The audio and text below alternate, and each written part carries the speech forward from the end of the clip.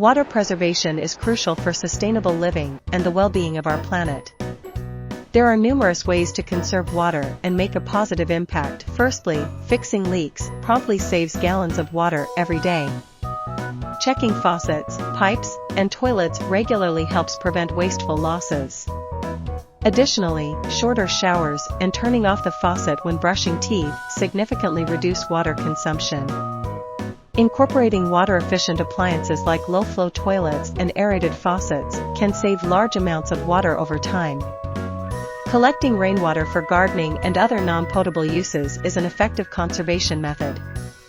This not only reduces demand on freshwater sources, but also benefits plants and soils with natural nutrients. Recycling water through systems like greywater recycling enables its reuse for irrigation purposes. Being mindful about landscape design is crucial too. Planting native, drought-resistant species reduces the need for excessive watering.